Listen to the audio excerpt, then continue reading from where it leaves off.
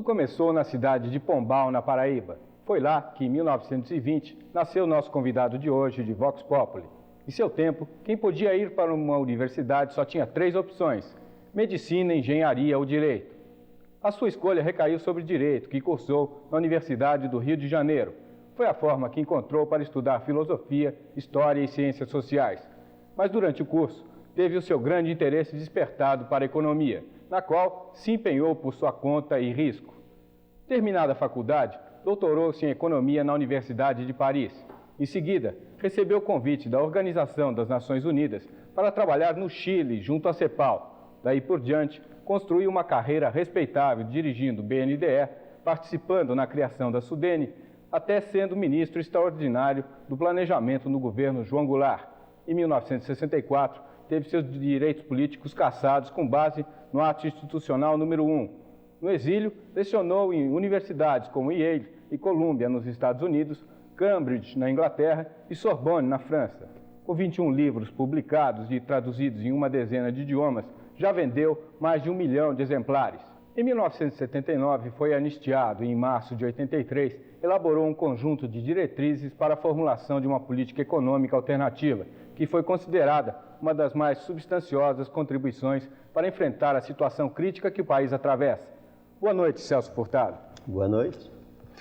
O senhor, quando esteve no Chile, escreveu um livro chamado Formação Econômica do Brasil. Nesse livro, o senhor dizia, após uma série de pesquisas, que a partir da crise de 29, o Brasil foi um dos primeiros países a sair dessa situação difícil que o mundo atravessava. Nessa crise atual, o senhor acha que o Brasil vai conseguir fazer o mesmo tipo de performance? Não acho. Por que não? Porque naquele momento o Brasil estava, depois de 1930, estava governado por homens de grande audácia e com uma percepção clara de que era necessário mudar alguma coisa. O Brasil vinha da época da República do Café, dos governos conservadores anteriores, e depois da Revolução de 30, a equipe nova tinha gente como Oswaldo Aranha, que estava no Ministério de Vargas, né? Gente de coragem e audácia, e era necessária a iniciativa desses homens, a ação desses homens, para que o Brasil pudesse romper a resistência inicial. Eu mostrei nesse trabalho, escrevi isso há mais de 30 anos, que o Brasil recuperou-se já a partir de 31, quando os grandes países como os Estados Unidos só tiveram uma recuperação efetiva depois de 33, em 34. O senhor falou em homens, e as ideias desses homens, do que diferem dos homens que estão no poder hoje? Eu não sei bem quais são as ideias dos homens que estão no poder hoje. Agora, eu conheci pessoalmente Getúlio Vargas e também Oswaldo Aranha, e eram homens que tinham uma grande confiança no Brasil e que estavam dispostos a assumir riscos e a abrir caminho. E o que eu sinto hoje nos homens que dirigem este país é uma timidez, uma espécie de, digamos assim, uma ideia pequena do Brasil. Imagino que o Brasil é um país sem opções e que se submete, por exemplo, aos banqueiros da forma que estamos vendo agora. Naquela época isso seria impossível, né? O Brasil era um país menor, mas não imagino que Oswaldo Aranha ou Getúlio Vargas fossem realmente sair daqui correndo para conversar com banqueiros e conseguir, digamos, pequenas formas para resolver o problema do Brasil. Basta ver como eles tiveram coragem de eliminar a cláusula ouro dos contratos daquela época, dos acordos de empréstimos, como tiveram coragem de decretar moratória quando necessário, etc. Vamos ouvir as perguntas da população. O professor Fernando Odé, na sua teoria, coloca muito claramente que a crise que nós estamos vivendo hoje no mundo é estrutural e que o caminho ou os novos caminhos para a saída da crise passa obrigatoriamente pela liberação da base do sistema econômico, ou seja, essa economia informal, essa atividade cotidiana de camponeses, de artesãos, de gente com emprego clandestino, que hoje frutifica na nossa crise, a necessidade desse indivíduo, desse cidadão, e a criatividade para que ele possa sair desta situação é o que vai encaminhar o nosso país e outros países para novas soluções. Eu queria ouvir do senhor qual o seu ponto de vista sobre esta economia informal e a força da microempresa como criatividade na saída das crises neste país, pois, em sua doutrina, tenho ouvido muito o senhor falar sobre a macroeconomia como um todo e quase nenhuma citação a respeito desta microeconomia baseada na microempresa. Eu estou totalmente de acordo com a tese, isso particularmente com respeito aos países da Europa, aos países desenvolvidos, de que é na criatividade, é na iniciativa, é na pequena empresa e particularmente no chamado setor informal ou de autosserviço, que hoje em dia representa uma parcela considerável da ocupação e da produção nesses países, que essas economias vão recuperar o seu dinamismo. São economias que estão, hoje em dia, que sofrem de uma superestruturação e de um processo de integração internacional que se realizou apenas por cima, ao nível das grandes empresas internacionais, e não a base realmente, digamos assim, da criatividade ou da pequena empresa. Agora, no caso do Brasil, é preciso reconhecer que qualquer recuperação da economia passa por uma reordenação da própria ação governamental. O que vemos no nosso Brasil é um desgoverno, excesso de investimentos no setor público, em grandes empresas públicas, digamos assim, uma política monetária e fiscal errática, digamos, um sistema de câmbio que não funciona. Quer dizer, quando se observa o caso brasileiro, qualquer observador, mesmo, digamos assim, não muito treinado em economia, percebe que nós temos coisas muito simples a fazer, como é pôr ordem na nossa casa, e recuperar simplesmente o controle. Não existe economia sem sinergia, vamos dizer, sem coordenação, sem controle, etc. E o nosso problema não é o problema das grandes crises dos países que perderam, digamos assim, ao nível da criatividade, é da desordem ao nível da macroeconomia do governo. E é por isso que damos ênfase a esses aspectos, sem minimizar, evidentemente, a importância da empresa pequena. E eu, por exemplo, como nordestino, sei que no Nordeste é impossível criar emprego sem reforçar a pequena empresa e a empresa média, né? Essa é a que cria emprego, aqui como em qualquer parte. E para nós, em certa região do Brasil, ou se despovoarão ou criarão emprego nos setores, em setores, digamos assim, capazes de absorver tecnologia, porque não esqueçamos que o setor informal, ele pode criar emprego, mas ele não absorve tecnologia, portanto, sua produtividade não aumenta. Mas já a empresa pequena e a empresa média tem acesso a tecnologias próprias para ela, adaptadas a elas, e podem, portanto, tanto criar emprego como aumentar a produtividade. Todo mundo sabe a sangria desatada a que está submetida a economia com os níveis atuais da dívida interna. A gente sabe que o dinheiro que está aplicado na dívida interna é um dinheiro especulativo, mas é também a liquidez das empresas, isso é, o dinheiro que é aplicado no capital de giro das empresas. Alguns economistas do PMDB, como João Manuel Beluso, propõem o congelamento da dívida interna. Eu pergunto ao senhor, de que forma, tecnicamente, que se pode separar o dinheiro do especulador desse capital de giro da empresa, de modo a desmanchar a ciranda financeira sem acabar de vez com a liquidez da economia? É evidente que o saneamento do sistema financeiro exige uma identificação exata dos atores, dos que detêm esses títulos, esses papéis. Quando se observa a estatística brasileira hoje em dia, se vê que a massa de papéis girando, circulando, é tão grande que representa mais de 40% do produto nacional. Isto é, ela é duas vezes mais do que toda a poupança nacional. Por exemplo, o país foi empapelado. O governo emitiu quantidades enormes de papéis, as empresas emitem outros tantos, e existe, portanto, uma ciranda, como se diz aqui. A economia não pode funcionar, evidentemente, com esse sistema financeiro que aí está. Qual é a preocupação da empresa hoje em dia? É ter um saldo de caixa para ter na mão liquidez e correr para o open market, como se diz aqui, e ganhar, digamos assim, na especulação e abandonando propriamente as atividades produtivas. Esse sistema não pode funcionar, tem que ser saneado. Isso já se viu em muitos países, particularmente, por exemplo, quando uma economia sofre uma desordem por uma guerra, por uma ocupação estrangeira, como a Alemanha, por exemplo, depois da Segunda Guerra Mundial, que estava empapelada também, se fez uma reforma monetária, congelaram todos os créditos, todos os débitos e começaram de novo. Eu, evidentemente, não proporia isso no caso do Brasil. Precisa estudar exatamente a situação dos credores, da economia. Eu li uma proposta sua, uma entrevista sua, na qual o senhor defendia até mesmo o fim do open market, do mercado financeiro, na forma atual. Como é que seria isso? É que o open market é um mercado de dinheiro, não é um mercado financeiro. Aí se busca dinheiro, liquidez a curto prazo. Isso existe em qualquer parte do mundo, mas existe como instrumento do Banco Central. O Banco Central, por exemplo, quer enxugar dinheiro, quer retirar dinheiro da economia. E então ele vai operar no open market. No Brasil se transformou o mercado de dinheiro num mercado, digamos assim, que se utiliza para todos os fins, para que as empresas realmente, que estão em dificuldades muito sérias, utilizem, possam fazer render a sua caixa. Isso chegou a essa espécie de degenerescência do sistema monetário brasileiro, que ninguém quer mais dinheiro. Quando eu tenho dinheiro durante a noite de hoje, eu corro para o open market durante a noite para tirar ele da minha mão. Porque, digamos assim, ele está se depreciando ou a empresa tem dificuldades financeiras tais e que busca essas facilidades. E nenhuma economia pode funcionar assim. Então, o que nós dizemos é que o saneamento implica em identificar os que detêm os títulos. Como todos sabemos, parte do capital de giro das empresas está preso aí. Isso é preciso se respeitar, porque as empresas sem capital de giro não operam.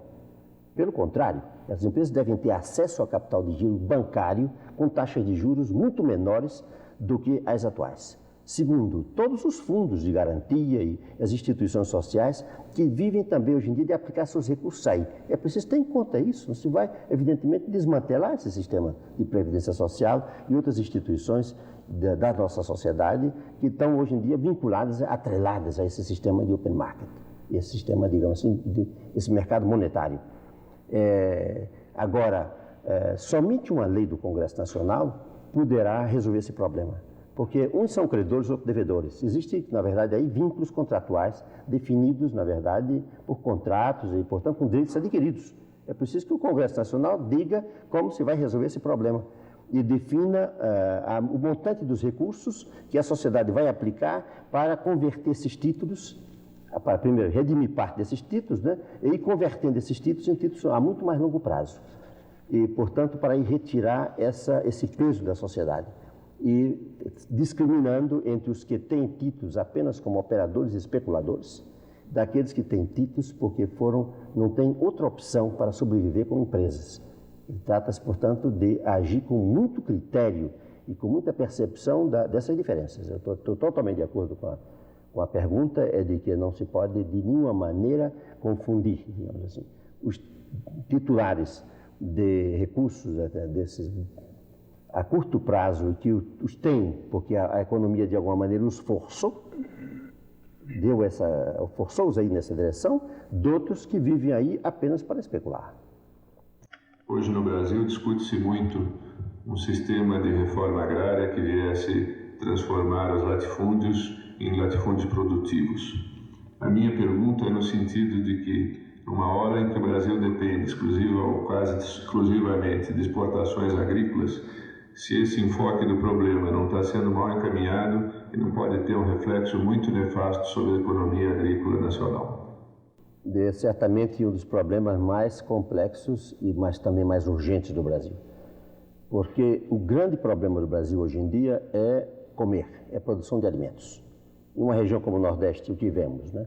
A região, toda a parte semiárida está hoje em dia mais frágil do que no passado as secas. Na região úmida, as terras cada vez mais utilizadas para a produção de álcool, como eram antes para cana, para culturas de exportação, e o Nordeste pobre, dependendo de importar alimentos do sul do Brasil e de outras partes. Digamos, se não se ataca de frente o problema da produção de alimentos no Brasil, não se pode pensar realmente em solucionar os outros problemas, porque antes de tudo a população tem que comer. Uma região que não tem uma base de alimentação adequada, evidentemente não pode resolver os seus demais problemas sociais e econômicos. Agora, a reforma agrária no Brasil tem sentido na medida em que quebra as atuais estruturas que fazem com que, digamos assim, que privilegiam apenas a agricultura de exportação ou a agricultura comercial, digamos assim, de substituição de importação, em detrimento da produção de alimentos. É nesse sentido. Isso se caracteriza perfeitamente bem na região do Nordeste.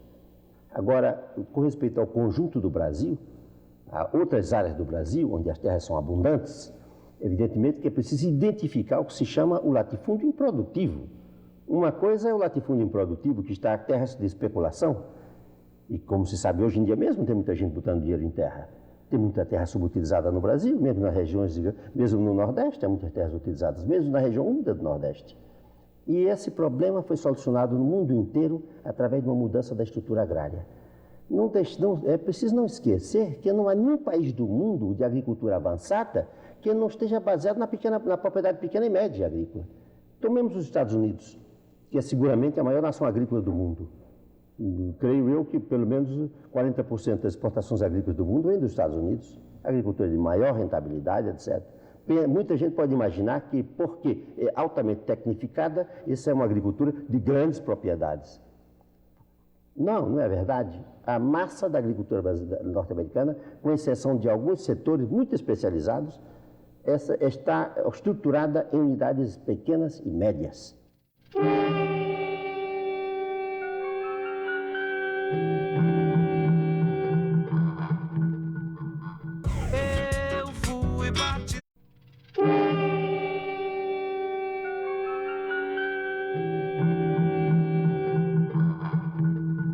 Algumas pessoas defendem que o subsídio na agricultura deve ocorrer não no crédito, mas no subsídio direto ao alimento. Como é que o senhor vê essa questão? Evidentemente, o subsídio é um problema técnico, né? Ele pode ir nos insumos agrícolas, quando isso é necessário, né? Para educar o agricultor. O agricultor não entende muito bem disso ainda, ou não está convencido de que pesticidas, inseticidas e fertilizantes são importantes. E muitos países do mundo praticam uma política de subsídio por esse lado. Geralmente é temporária, durante uma certa época. O subsídio pode ser também diretamente para facilitar certas formas de mecanização, ou pode ser também para induzir a agricultura a criar mais emprego. Tudo isso se pode fazer. Agora, não tenhamos medo do subsídio à agricultura, porque isso se pratica no mundo inteiro. Nos Estados Unidos, por exemplo, eu quero saber como é que existiria a produção de açúcar nos Estados Unidos sem subsídios. Se ela poderia concorrer com a nossa produção de açúcar. Não pode. Quer saber na Europa também. A grande agricultura europeia é subsidiada, porque nenhum país quer renunciar à sua independência na produção de alimentos. Evidentemente tem limites, eu não vou passar de um certo ponto. Mas se isso é necessário, a sociedade, na verdade, subsidia, o que significa não comprometer a eficiência da agricultura, mas sim modificar os preços relativos. O preço do açúcar nos Estados Unidos e na Europa é subsidiado para que esses países não dependam completamente da produção de açúcar. Professor Celso Furtado, eu me recordo da sua presença aqui quando estava presidindo ainda o Centro Acadêmico 22 de agosto e nos primórdios da SUDENE, defendendo no movimento em que São Paulo participou as bases do lançamento da SUDENE e sua consolidação. Eu lhe perguntaria hoje, como poderíamos fazer, imaginando que o Nordeste tem um grande potencial de áreas agricultáveis, que tem um potencial grande de águas disponíveis, se perenizarmos algumas das suas áreas e rios, como poderia esta agricultura ser utilizada mais rapidamente para que o Nordeste se tornasse um grande produtor de alimentos? Quando se diz que o Nordeste é uma região com água, evidentemente é preciso qualificar. O Nordeste é uma região pobre em água e pobre em solos. Eu sou nordestino, conheço bem a região e não me deixo iludir, né? Evidentemente que se comparamos com outras áreas do mundo, de outros países, o Nordeste não é tão assim, digamos, desprivilegiado, não? Mas a ideia, por exemplo, de transportar águas a grandes distâncias em qualquer país do mundo, mesmo em países muito mais ricos do que o Brasil, isso é uma coisa cara. Muitas vezes me falam de Israel, que eu conheço muito bem, e inclusive quando estava no Nordeste, convidei os técnicos de Israel para discutirmos e trabalharmos juntos em alguns projetos no Nordeste. Esses são países que têm uma enorme abundância de capital, têm recursos consideráveis e que, portanto, têm outras soluções que não as nossas. É preciso reconhecer que o Nordeste é uma região pobre. O nível de vida da massa da população é muito baixo, e mesmo mais do que deveria ser, né? Dada a produtividade média da região. Em face dessa situação, é preciso buscar soluções baratas. A solução barata está na pequena irrigação, que está ligada também à pequena propriedade agrícola. Eu estudei o estado da Paraíba, por exemplo, de perto, que é o meu estado, existe lá mais de 200 mil hectares que poderiam ser irrigados em pequena irrigação. Mas, evidentemente, isso não interessa à grande propriedade. Como seria esse processo de pequena irrigação? A pequena irrigação são técnicas simples, seja, digamos assim, de retenção de água, seja de utilização de água subterrânea, mas todas elas baseadas em pequenos investimentos e que decorre, portanto, de saber proteger a água. Em países da África do Norte se vê isso muito, onde a água é escassa também e as economias são pobres, se utilizam muitas formas baratas de pequena irrigação e que tem que estar combinado com outras formas de agricultura e com a agricultura resistente à seca, com plantas xerófitas, etc. Isso tudo é possível no Nordeste. Agora, eu não excluo também a hipótese de perímetros maiores de irrigação. Quando eu estava na Sudene, mandei estudar toda a região do São Francisco e se havia iniciado lá alguns projetos já maiores de irrigação. Mas não esqueçamos que uma população pobre, como é a do Nordeste, não pode pagar alimentos criados por uma agricultura cara. Quando se pensa numa agricultura como a soja, essa é uma agricultura muito cara, muito rica. Você tem em conta que a soja é tão capitalizada quanto uma indústria muito avançada. É uma agricultura baseada em uso de capital. E uma população como a dos Estados Unidos e outros países, etc., o certo setor da população brasileira podem pagar alimentos provenientes de uma agricultura rica. Mas uma população pobre como a do Nordeste terá que pagar alimentos que venham também de uma agricultura realmente simples ainda. Tudo tem que ir conjuntamente. No dia que o Nordeste tiver um nível de vida mais alto, a sua agricultura poderá ser também muito mais capitalizada. Não pensemos em inverter o problema. Agora, todo encaminhamento do problema nordestino tem que partir disso. Primeiramente, a agricultura para dar de comer ao povo. Eu visitei, por exemplo, a região do Agreste da Paraíba há pouco, e que é uma região antiga, de propriedades pequenas, de policultura, que produzia alimentos tradicionalmente, e vejo que ela foi transformada hoje em dia em plantação de cana para álcool, porque o álcool é subsidiado, a cana é subsidiada para o álcool, isso interessa ao Brasil para economizar divisas. Evidentemente é um problema nacional, mas que tem um custo social enorme no Nordeste. Tudo que se fez em matéria de agricultura no Nordeste foi favorecer a pecuária e favorecer a cana-de-açúcar ou o cacau na Bahia, etc. Agora, ou então irrigação no São Francisco para produzir uvas e vinho, etc. Isso é coisa muito especializada. Agora, para a produção de alimentos, não se fez nada. E é aí que está a chave do problema. Eu diria que esses 20 anos, nada se fez para, digamos, atacar os dois problemas mais urgentes do Nordeste. Criação de emprego. Daí a coisa da pequena empresa, média empresa, ou empresa que cria emprego. Indústria que cria emprego, etc. Segundo, produção de alimentos. E a população do Nordeste hoje em dia depende muito mais de importação de alimentos do que há 20 anos atrás. Professor Celso Furtado, eu gostaria de saber qual foi a destinação dada ao chamado projeto emergência proposto pelo senador Teotônio Vilela, e do qual se falou muito esse ano, e do qual o senhor participou no início, mas me parece o senhor, por recomendação da direção nacional do PMDB, participou da elaboração de um outro projeto, juntamente com o chamado Grupo Paulista do partido. Então eu gostaria de saber exatamente qual foi o destino dado ao projeto Emergência e o que resultou de toda essa discussão, qual o programa econômico do PMDB, qual foi a conclusão dada ao projeto do partido.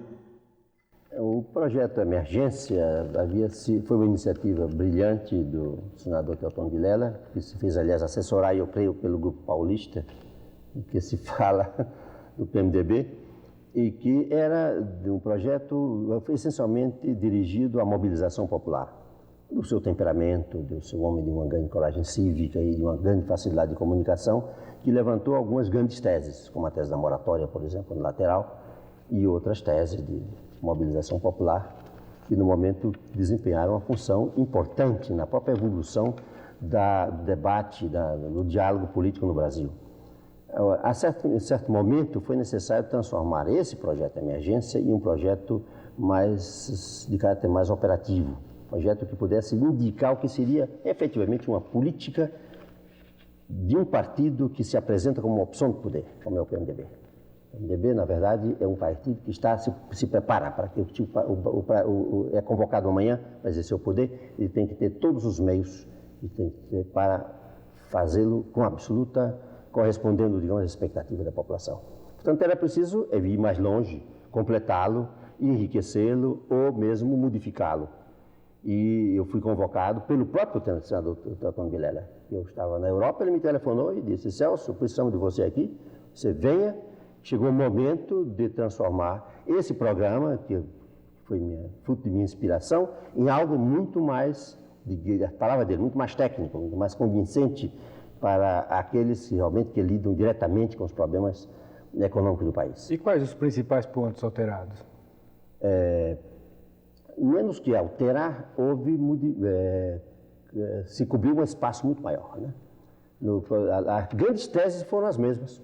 A tese, digamos assim, as teses políticas básicas são as mesmas, de convocação da Assembleia Constituinte, da eleição direta para presidente da República, foram retidas todas porque são, na verdade, já as teses de luta do PMDB há muito tempo. Na área econômica? Na área econômica, a tese mais importante, que era a tese da moratória, com respeito à dívida externa, foi retida também.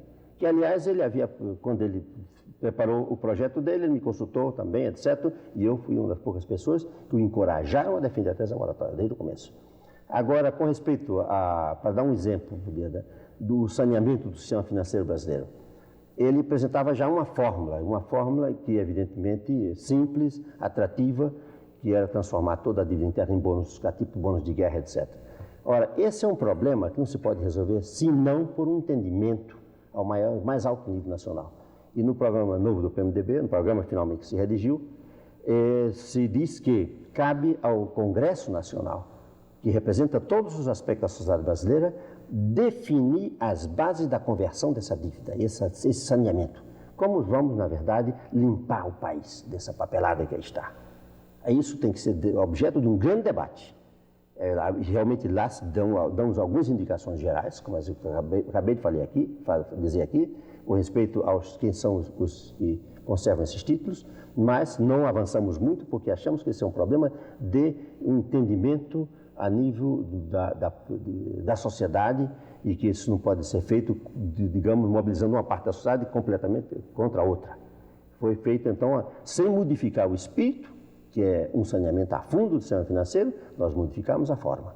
E, por outro lado, evidentemente, tivemos que ampliar em várias direções o programa, porque havia muitos temas que não haviam sido abordados no esquema do senador, e um pouco modificar a linguagem, porque se tratava já de um programa que unisse o PMDB. Eu me encarreguei de visitar todos os líderes do partido, a começar pelo senador Teotônio Vilela, cujo texto inicial foi nosso ponto de partida, mas tinha que gostar os líderes de todas as outras chamadas, digamos, tendências do PMDB, para chegar a um consenso dentro do próprio PMDB e sair com um documento que passasse a unir o partido e não ser o documento ligado a uma personalidade, como foi o caso do senador. Mas eu sou muito agradecido pessoalmente a ele, não só pelo ato de coragem que ele teve, dizendo que o país necessita de um programa, de uma opção, em que direção ir, e foi ele que nos animou nessa direção, como mesmo me convocar pessoalmente, me chamar a Brasília, debater comigo, me dar o programa dele, está aqui, Celso, transforme numa coisa mais operacional, mais técnica. E, evidentemente, eu fiz isso consultando com as outras lideranças do partido, em primeiro lugar, doutor Ulisses Guimarães, mas o senador foi informado de todos os momentos das discussões e até o fim ele esteve, digamos assim, fundamentalmente de acordo conosco na orientação do programa que se apresentou. O professor Celso Furtado tem recomendado, até com certa insistência, o caminho da moratória externa. Teriam sido suficientemente avaliados os riscos envolvidos, o peso específico do Brasil para esse tipo de encaminhamento da solução externa e, sobretudo, teriam sido suficientemente esclarecidos à sociedade brasileira quais os custos sociais de um projeto de moratória, sobretudo ao unilateral? Bem, em primeiro lugar, nós partimos da convicção profunda e decorre de nossa observação e de conhecimento do Brasil, de que os custos sociais maiores são os que se pagam hoje em dia, por uma moratória que, na verdade, é desenhada em função dos interesses dos bancos. O Brasil passou este ano todo em moratória, isto é, sem pagar o serviço da sua dívida, nem o principal, nem grande parte dos juros, e se submeteu finalmente a uma série de acordos nas condições ditadas pelos bancos. E isso, o Brasil, por exemplo, neste ano já está transformado numa economia exportadora, não digo de capital, porque o Brasil continua se endividando, continua tomando emprestado dinheiro para pagar juros. Portanto, ele não exporta capitais, mas ele exporta recursos. Este ano estaremos exportando já cerca de 3 bilhões de dólares de recursos reais. Vamos exportar mais o ano que vem e pelos esquemas que eu conheço do Fundo Monetário, até daqui em 87, 88 estaremos exportando cerca de 15 bilhões de dólares, que é mais ou menos a metade da capacidade de investimento deste país em condições normais de funcionamento da economia. Portanto, o Brasil está submetido a uma recessão que está programada para durar vários anos e transformado num país exportador de recursos e tem fechado todas as linhas de crédito, exceto para pagar juros. Porque mesmo os créditos comerciais, que o Brasil tinha, por exemplo, 10 bilhões de dólares o ano passado, quando começaram essas negociações, hoje em dia estão reduzidos a um pouco mais da metade disso. Portanto, o Brasil hoje em dia é um país que só tem acesso a crédito externo quando se trata de recolher dinheiro para entregar aos banqueiros, para resolver o problema dos bancos. Evidentemente que uma situação tão complexa e difícil como a atual não somente envolve riscos, mas exige sacrifícios. Hoje em dia, os sacrifícios são feitos sem saber para quê. Na hipótese de que o Brasil assuma a sua soberania e diga aos bancos que não vai aceitar as condições que eles estão ditando, também haverá riscos.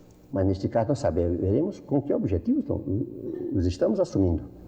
Não esqueçamos que os bancos estão transformando a nossa situação de fraqueza em um negócio. Eles tomam um papel de dívida nosso e simplesmente para refinanciá-lo e, portanto, nos emprestar dinheiro para pagar eles mesmos, eles exigem comissões adicionais, exigem aumento de spreads e, portanto, obrigam o Brasil a se endividar mais, simplesmente para que ele, banco, apresente no seu balanço lá um ativo, como um ativo, esse papel que tem assinado pelo governo brasileiro.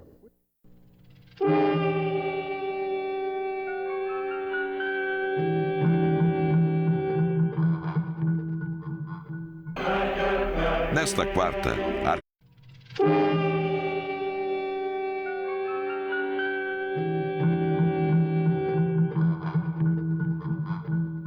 O ministro Mário Simonsen disse que o México, antes de ir à moratória, tomou cuidado de guardar 10 bilhões de dólares como reservas. As reservas brasileiras não se sabe bem em que nível estão. Mas o senhor acha que com essas reservas dá para se ir à moratória? Não há o perigo de interromper bruscamente com as importações? Não, primeiramente o Brasil não tem reservas. O Brasil tem reservas negativas hoje em dia. Reservas, segundo o Fundo Monetário Internacional, de 4,5 bilhão de dólares até há pouco de reservas negativas. E se pagar até o fim do ano tudo isso com novos empréstimos, ele ainda terá reserva negativa no sentido de que ele já hipotecou parte de suas exportações. A situação do Brasil é gravíssima, isso nós sabemos perfeitamente. E vai continuar assim, porque os bancos estão decididos até agora, nas negociações, em não ceder nada, exceto aquilo que interessa a eles mesmos. O caso do México é diferente disso. O caso do México resulta de que o México foi uma fuga enorme de capitais. Não é que o México tivesse reservas, não. O México foi uma fuga brutal de capitais. No período de pouco mais de 18 meses, o México perdeu 20 e tantos bilhões de dólares de fuga de capital. E foi para frear esse processo que ele decretou a moratória. Decretou uma moratória, e no momento que ele decretou a moratória, para que ele queria reserva? Você não ia pagar mais a ninguém.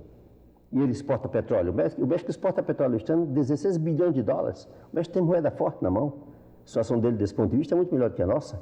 Portanto, ele, quando decretou a moratória, aparentemente ele se preparou para uma confrontação com os bancos, porque ele disse, eu não pago durante 3 meses, nada, e portanto, a exportação de petróleo dele, ele asseguraria os meios de continuar, digamos assim, cobrindo as suas importações essenciais. Para lhe dar uma ideia, as importações deste ano do México não vão chegar a 10 bilhões de dólares, e só de exportação de petróleo ele tem 16 bilhões. E mais ainda, ele nacionalizou todos os bancos para que não houvesse nenhuma possibilidade de que os recursos continuassem a fugir do país. Tomou todas as medidas. Agora, foi o governo dos Estados Unidos que não quis a confrontação. Não é que ele tivesse reservas, não. O governo dos Estados Unidos simplesmente disse, não, vocês têm crédito, não precisam decretar uma moratória, e então mobilizaram os bancos internacionais e fizeram uma série de empréstimos ponte ao México, e compraram por antecipado petróleo e financiaram a exportação de alimentos, garantiram ao México os recursos necessários para que o México saísse da situação. E o México, então, suspendeu a moratória. Se o senhor fosse encarregado de negociar com os banqueiros internacionais a dívida brasileira, o pagamento dessa dívida, quais as condições principais que o senhor colocaria? Bem, não seria eu, seria o governo brasileiro, né?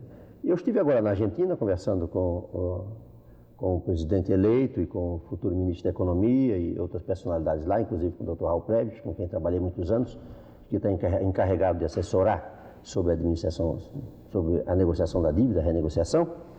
E sinto que eles adotaram uma tática, não digo nem uma estratégia muito, muito boa. Eles disseram o seguinte, nós temos que explicar aos banqueiros de quanto dispomos para pagar a eles este ano. Está aqui nossas exportações, nossas importações essenciais para a economia funcionem, porque nós não vamos sacrificar o povo, não vamos matar o povo de fome, né? Reduzindo as importações excessivamente. Vamos, portanto, pagar aos senhores tanto. E os banqueiros, então, farão um rateio entre eles e, digamos assim, e refinanciarão o resto. Agora, me disseram eles, quando eles apresentaram o plano de refinanciamento, nós diremos, não senhor, vocês não vão tirar proveito do fato que nós estamos nessa situação aí. Nós não aceitamos essa taxa de juros, não aceitamos essas comissões. Nós vamos renegociar tudo isso. Como os bancos têm tempo limitado para renegociar, porque eles têm que apresentar balancete, têm essa balança de fim de ano, eles, na verdade, vão ficar numa situação de ter que decretar eles a moratória da Argentina, ou do Brasil.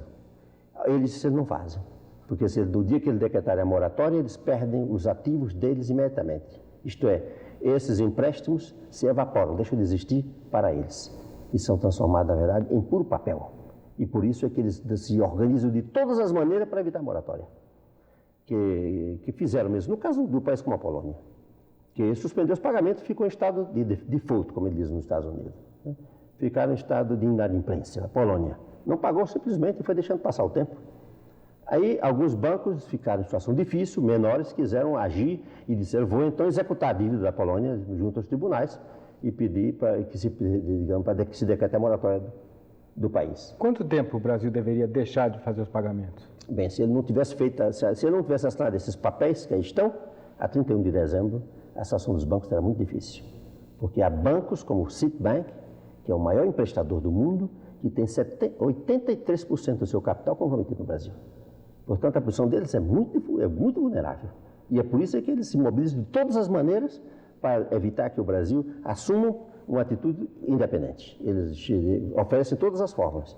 E é por isso que todos os observadores internacionais me dizem, é impressionante como o Brasil não usa o peso que tem. Comparemos as negociações do Brasil. Eu vou dar um caso, por exemplo, um país como a Nicarágua, que é um pequeno país, fraco, hoje em dia assediado de todos os lados, etc. Ele suspendeu o pagamento da dívida. Os bancos não decretaram a moratória, não decretaram a Nicarágua inadimplente.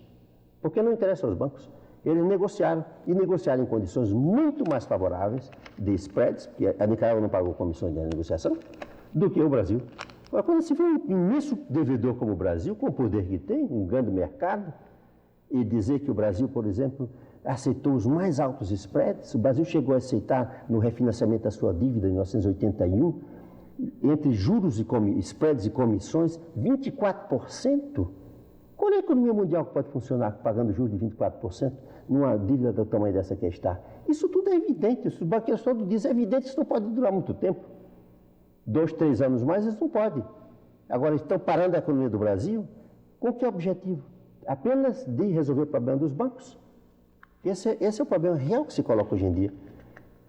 Agora me perguntarão, mas e como encontrar uma solução para tudo isso? Tem que se encontrar uma forma de cooperação, e a cooperação passa por concessões dos credores, que são hoje em dia fortes e ganharam muito dinheiro. E como dizem nos Estados Unidos mesmo, terão que pagar, terão que perder parte disso.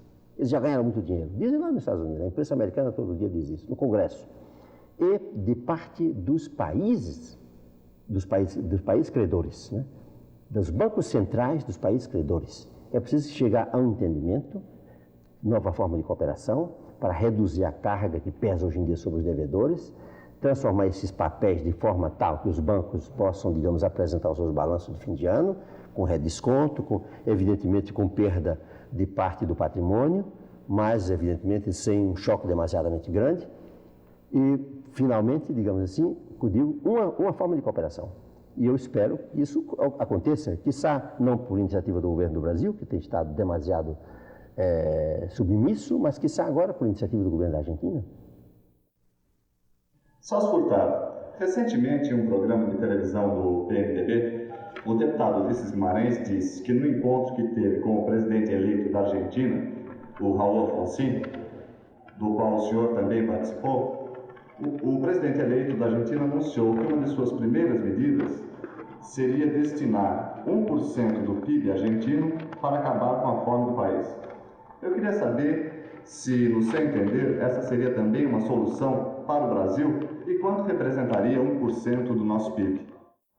É evidente que um país como a Argentina, com 1% do seu PIB, do seu produto interno bruto, poderia resolver os casos mais urgentes de carência da população. Mas o Brasil precisaria de muito mais. O problema brasileiro é muito mais grave. A massa da população brasileira carente é, em termos relativos, muito maior. Nem mesmo com muito mais, nem mesmo com 4%, nós faríamos o essencial no Brasil. Portanto, não podemos ter essa ambição. Podemos sim ter o desejo e a ambição de ir colocar o problema de forma a que, num período, digamos, de 5, 10 anos, se resolva aquilo que é a carência maior no Brasil. Isso não é para um ano, nem 2, nem 3, nem é para apenas para 1%. Vejamos 1% o PIB do Brasil hoje em dia está em torno de 240 bilhões de dólares, aí 1%, 2,4%, né? Isso é muito pouco recurso quando se tem em conta que 40% da população do Brasil vive no nível do que se chama pobreza absoluta. E que uma parte grande dessa pobreza absoluta é miséria. Portanto, não vai ser, digamos assim, como na Argentina. Você não acha de que, ao invés de ficar discutindo com banqueiros internacionais, ao invés de ficar discutindo com o sistema financeiro internacional, caberia ao governo encontrar soluções para os problemas da política econômica, discutindo com o movimento sindical brasileiro, permitindo que o Congresso Nacional pudesse deliberar sobre as questões econômicas nesse país? Você não acha que seria muito mais fácil a gente encontrar medidas que solucionassem os problemas da classe trabalhadora aqui dentro?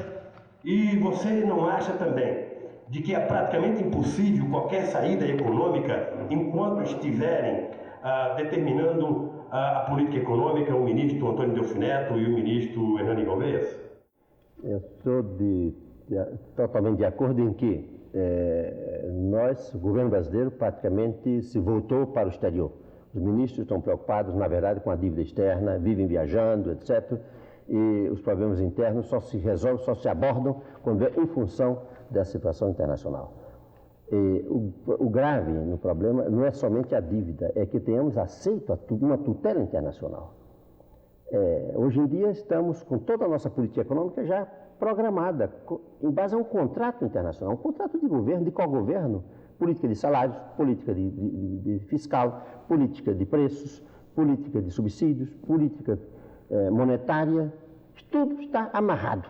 Daqui até, digamos assim, pelo menos o contrato é de 3 anos, se bem que agora as metas são programadas, digamos, para cada 6 meses ou cada ano, mas hoje em dia há metas que são controladas internacionalmente, mensais. A chamada meta, digamos assim, de crédito ao setor público, de endividamento do setor público no Brasil, é controlada mensalmente. O Brasil está sendo administrado, na verdade, sob um sistema de tutela. E isso é completamente inaceitável. Qualquer brasileiro, eu não pensei em viver para ver isso. E tantos anos lutando para que esse país, na verdade, se reconheça como uma nação grande, com grandes possibilidades, um peso internacional enorme. Eu que conheço o mundo inteiro e que trabalhei tantos anos fora do Brasil, nas Nações Unidas, e sem o peso que o Brasil tem, imaginar que se aceitasse esse tipo de tutela, eu nunca imaginei. Portanto, sobre isso eu estou totalmente de acordo. Agora, o problema da dívida não pode ser ignorado. Temos, evidentemente, que recuperar a autonomia de decisão. Por isso é que no programa do PMDB nós dissemos que, primeiramente, se renuncia, digamos delicadamente, se renuncia às chamadas facilidades ampliadas do Fundo Monetário Internacional. Portanto, lavamos as mãos.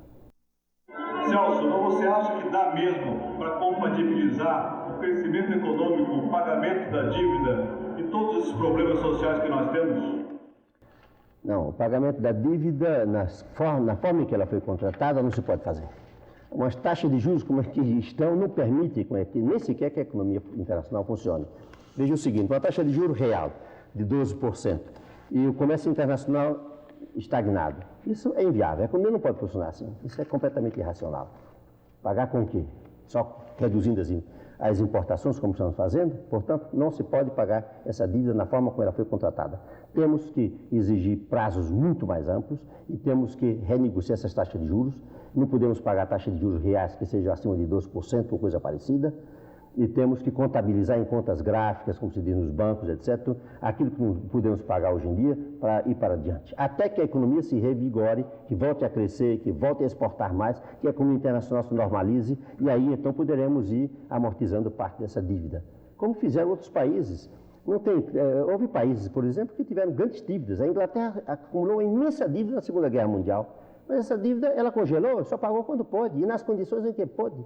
E pior ainda, né? Não deu nenhuma garantia de taxa de juros móveis como hoje, e com a inflação a dívida murchou, e os ingleses pagaram muito pouco. Portanto, existem muitos precedentes históricos.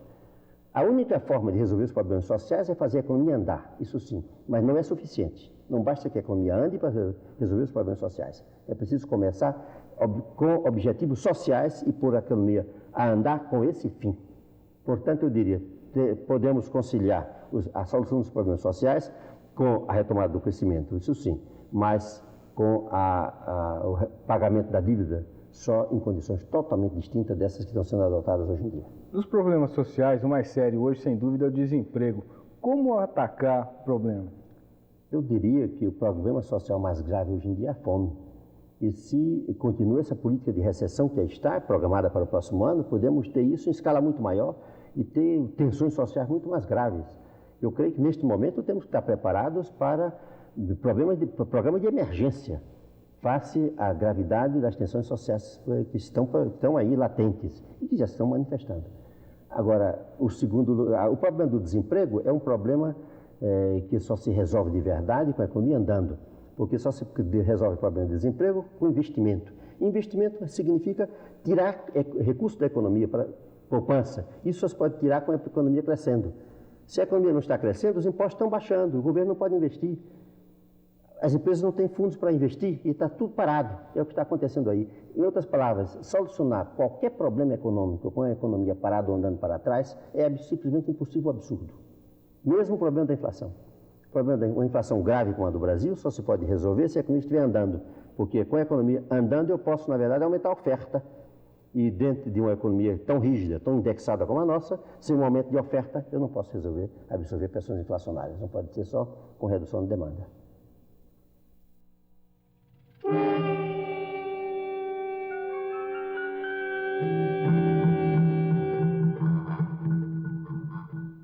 Uma reflexão sobre os paradigmas do mundo moderno. Com que lentes nós lemos, deciframos, por que razões nos assustamos? Isso é só uma hipótese, eu posso estar completamente enganado. Nós físicos ficamos fascinados com esses problemas, com essas questões sem resposta. Invenção do Contemporâneo. Toda quarta, 00:45. Invenção do Contemporâneo. Idealização CPFL Energia. Realização CPFL Cultura.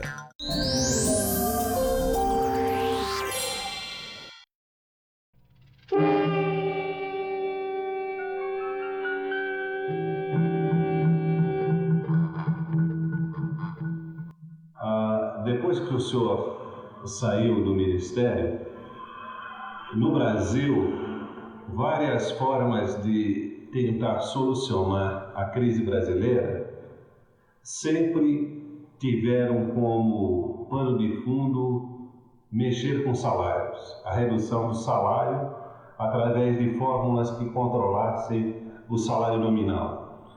Como o senhor avalia essas propostas de vários governos? Foi assim em 1965, com as leis salariais do período, e volta a ser agora com esses decretos-leis. É esse o único caminho de resolver a crise brasileira? Tudo passa a partir do controle de salário? Diria quase o contrário. Reduzindo o salário real no Brasil, particularmente da massa da população, e não esqueçamos que 2/3 da população tem um salário muito pequeno, que está entre 2, 3 salários mínimos ou menos, por esse caminho não se desenvolve o Brasil. Não se desenvolve nenhum país do mundo sem que a massa da população participe dos benefícios do desenvolvimento, isto é, participe dos benefícios do crescimento da economia. O Brasil é um país que apresenta essa coisa aberrativa. Ele cresce brutalmente, como o Brasil cresceu durante, digamos assim, 30 anos, mas, particularmente nos últimos 20 anos, o crescimento que teve a economia brasileira, que foi grande, foi considerável, se fez com um salário mínimo estacionário. Qualquer país do mundo, na medida em que a economia vai crescendo, ocorrem duas coisas. Os salários todos crescem e os mais de baixo crescem mais do que os de cima. Por isso é que se homogeneiza a sociedade e se obtém um perfil social como o que vemos nos países desenvolvidos de hoje em dia. O Brasil quer se transformar numa espécie de nação em que o desenvolvimento se faz sem que o povo participe desses benefícios. Esse é o espírito da política salarial a partir de 64. Evidentemente, decorre de uma certa visão monetarista, que é preciso reduzir os custos de produção para exportar, para reduzir a inflação, etc. A forma mais fácil é sacrificar o povo e isso sai por esse lado. Mas não é, a história não mostra que seja essa a forma como o capitalismo se desenvolve. O capitalismo se desenvolveu foi aumentando os salários da população, particularmente os de baixo. Eu diria em uma palavra, por exemplo, eu fui professor 15 anos na Universidade de Paris e como o salário alto que tinha lá de professor, da Sorbonne, meu salário era 4,5 vezes um salário mínimo, do mais baixo que houvesse na França. Professor Celso Furtado, o Brasil inteiro está de acordo que é necessário combater a inflação. No regime econômico como o nosso, o combate à inflação passa obrigatoriamente por uma política monetária. Qual a política monetária que Vossa Senhoria recomenda para o caso do Brasil? Em primeiro lugar, não pode propriamente haver política monetária numa situação como a que se encontra o Brasil. Isto é, com uma massa tão grande de papéis na mão do povo, na mão dos agentes, com um mercado monetário e financeiro como o que temos aí. Política monetária exige, primeiramente, o controle da criação de liquidez na economia, da criação de moeda, de meios de pagamento. Portanto, é poder ter uma política de redesconto adequada, ter uma política adequada de reservas compulsórias de banco e ter, finalmente, uma política adequada, no caso do Brasil, no que respeita ao refinanciamento externo dos bancos. Se os bancos podem apelar para fora e trazer dinheiro de lá e criar liquidez dentro do Brasil, a política monetária também é muito difícil. Portanto, primeiramente, há uma necessidade de retomar o controle, criar as condições para ter política monetária. Mas não temos nenhuma dúvida de que a política monetária para combater a inflação no Brasil passa pela redução dos custos financeiros. Os custos financeiros hoje em dia asfixiam as empresas produtivas. As empresas se defendem porque vão especular também. E tem, na verdade, lucros não operativos. Mas passa por aí. Portanto, é preciso, digamos assim, uma retomada do controle do sistema monetário por esse lado. E também compreendamos o seguinte: não se controla a inflação no Brasil reduzindo os custos operativos das empresas. Por exemplo, reduzindo os salários, que estão declinando já há bastante tempo. Porque os outros itens, particularmente os itens financeiros, estão indexados, são rígidos. A inflação no Brasil não se pode resolver mediante uma política de redução da demanda. Ou pelo menos apenas. Só se resolverá à medida em que se ataque também o problema da oferta, se põe a economia para funcionar de novo. Se amplie a oferta e aí se pode ir absorvendo a política, o excesso de demanda monetária, né? Na medida em que a economia volte a funcionar normalmente. Em outras palavras, é complexo o problema, mas nós já sabemos muito sobre isso. E o que sabemos mesmo é que a receita do Fundo Monetário não se aplica a um caso como o do Brasil. Não se aplica e aí vemos o resultado, digamos, de recessão para cortar a demanda, não? Já há bastante tempo, este ano todo foi de recessão programada para cortar a demanda, cortaram-se os salários consideravelmente e a inflação dobrou, passou de 100% para 200%. Eu queria saber se é possível combater a inflação com o dólar aumentando semanalmente ou a cada 2 dias. O que se comenta é que o dólar aumenta para favorecer as exportações. Mas, por outro lado, ele aumenta as exportações, mas aumenta o preço do petróleo. Aumenta o preço do petróleo puxa todo o resto. Então, eu queria saber de que maneira pode-se parar de valorizar o dólar, o cruzeiro, se é possível parar a desvalorização e se é possível combater a inflação com o dólar subindo constantemente. Bem, na realidade, uma economia inflacionária como a brasileira não pode ter uma taxa de câmbio fixa, porque então o dólar seria o único preço que não se mudaria. Todo dia se mudariam todos os preços, exceto o do dólar. Agora, uma máxima desvalorização, como a que se fez no começo deste ano, essa sim, digamos assim, realimenta a inflação. Mas que o dólar acompanhe o nível geral de preços é natural, perfeitamente. O dólar não é ele que cria a inflação no Brasil. Ele, na verdade, responde a uma elevação geral de preços que ocorre na economia. Gostaria de saber do economista Celso Furtado se ele ficou satisfeito com a emenda arremendada Passos Porto e a pequena reforma tributária. Bem, eu fiquei... Tudo que se possa fazer para ajudar os estados e municípios, particularmente os municípios no Brasil, é uma coisa, digamos, louvável. Eu estou satisfeito. Mas a forma que se conseguiu... com essa eu não estou de acordo. Fizeram duas coisas. Aumentaram os impostos indiretos, que são, por definição, não só inflacionários, como, digamos assim, concentrador de renda, porque prejudicam mais a massa da população. E, em segundo lugar, fizeram, digamos assim, aumentar a carga tributária e não fizeram a transferência que se pretendia. A ideia era fazer transferência de recursos. Eles saíram pelo lado de aumentar a carga tributária. Ora, aumentar a carga tributária quando as empresas estão nessa situação, ou elas mandam imediatamente para o consumidor e, portanto, aumentam os preços, ou então elas não podem pagar e elas entram em dificuldades maiores. Ou elas buscam a evasão, como acontece sempre, quando a carga tributária é excessiva. Portanto, a forma que finalmente resultou da negociação com o governo, para mim, foi completamente inaceitável. Mas o espírito da mini-reforma tributária, esse é louvável. Celso, você entende que o parlamentarismo seria um instrumento próprio e importante para o projeto democrático do Brasil?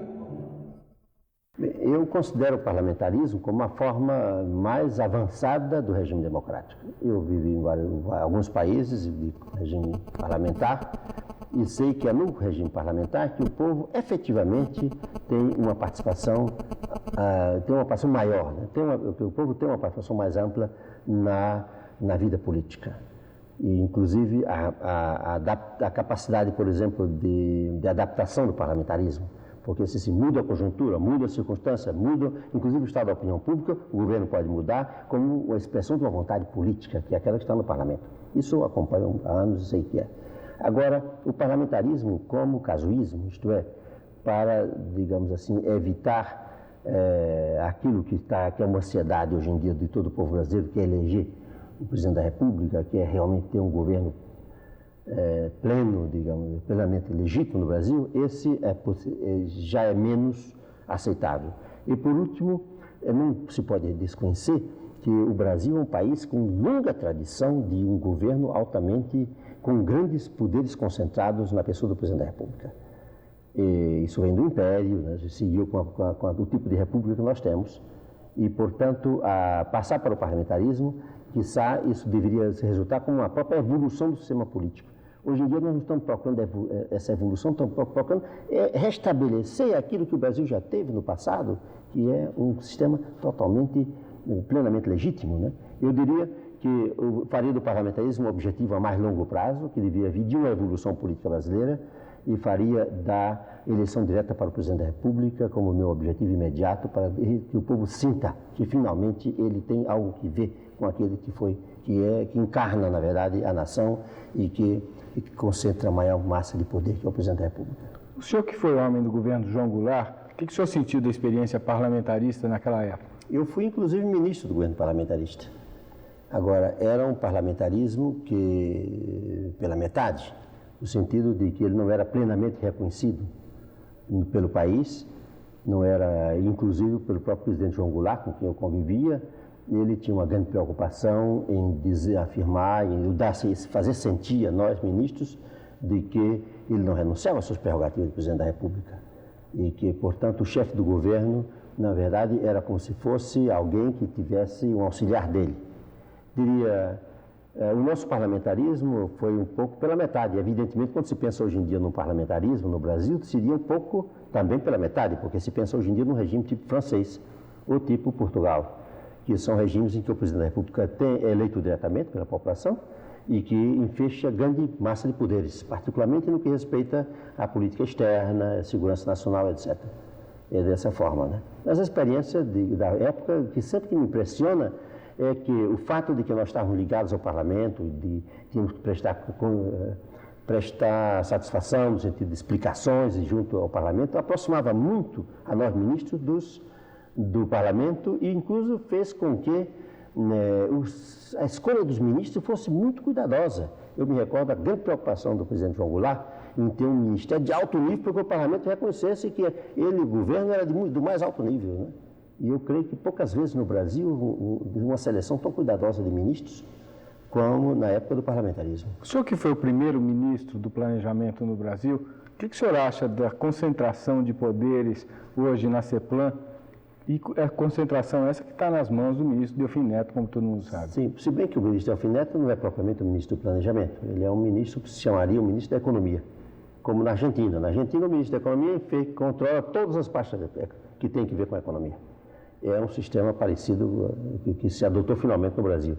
Não há ministro de planejamento no Brasil, não há plano, não se apresenta, digamos, uma política de médio e longo prazo, não se discute. E, na verdade, o que existe, como disse, é simplesmente uma gestão da economia no curto prazo. Celso Furtado, você acredita que finalmente sairemos do ciclo das eleições falsas no Brasil para partirmos definitivamente para a eleição direta em 1984? E se dependesse de mim, tudo faria, eu vou fazer, né, para que se compreenda que o Brasil não pode solucionar os gravíssimos problemas que vai enfrentar nos próximos anos sem essa plenitude de confiança que tem um governo que sai da eleição plena popular. Portanto, eu que vim da Argentina e vi agora a transformação da Argentina, tinha estado lá 2 meses antes, a transformação do país, na medida que o povo sente que finalmente elegeu os seus governantes que foram eleitos a partir de programas discutidos e que apresentados amplamente, etc., eu creio que nada poderia ser tão importante na evolução histórica do Brasil, nesse estágio em que estamos, do que completar a reinstitucionalização do país através da eleição direta e de uma Assembleia Constituinte que pudesse, de verdade, devolver, digamos, ao país as regras básicas de convivência, né? O quadro jurídico que representa as regras básicas de convivência de uma nação moderna. Os jornais publicaram notícias atribuídas ao ministro Delfim Neto no sentido de que uma das garantias dadas aos banqueiros internacionais para o fechamento desse último acordo com o FMI foi de que o processo de eleições que vão determinar o sucessor do presidente Figueiredo seria indireto. O senhor acha que as eleições indiretas as eleições diretas poderiam prejudicar de alguma maneira a obtenção de empréstimos internacionais? Eu não li essa informação, não li, portanto não poderia saber se ela foi, né? Se ela me perdoe, mas eu inclusive me parece um pouco estranho. Agora, pelos contatos que eu tenho com os banqueiros na Europa e mesmo nos Estados Unidos e nos âmbitos das instâncias internacionais, a circulação e acompanhando a imprensa especializada internacional, é o contrário, exatamente.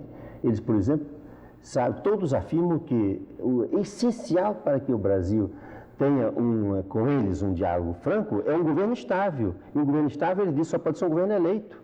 Um governo com plena confiança do povo brasileiro. Eles vivem esperando por isso, diz os banqueiros. Quando é que vocês têm finalmente um governo que chegue aqui e diga que nós representamos de verdade o povo brasileiro e temos aqui um programa de médio e longo prazo e vamos adotar essa política para que nós possamos conversar. Isso se diz na Alemanha, na França, na Inglaterra, etc., em círculos de banqueiros ou de credores do Brasil, ou mesmo de círculo de governo. Portanto, eu de nenhuma maneira aceito essa afirmação como representando a opinião da classe financeira, da comunidade financeira internacional. Dr. Celso Furtado, o que o senhor achou desse contato aqui com a população no programa Vox Populi? Eu, para falar com franqueza, eu creio que é o programa mais completo do qual eu já participei, debatendo a situação do Brasil. As perguntas cobriram um espectro muito amplo, representando distintos segmentos da sociedade brasileira, refletiram as ansiedades vindo de ângulos muito diversos, foram formuladas com precisão e algumas com coragem, né? E todas, digamos assim, com franqueza, e algumas com coragem de ir ao fundo dos problemas. Eu me sinto, portanto, muito satisfeito de ter tido essa oportunidade, desse diálogo franco, construtivo, e que é uma indicação de que nós estamos avançando nessa direção de restituir o país no quadro de uma convivência democrática, de uma convergência de esforços, porque eu não tenho nenhuma dúvida de que o nosso país dispõe de todos os meios para vencer a crise que aí está e para restituir esperança e confiança no futuro aos jovens que aí estão.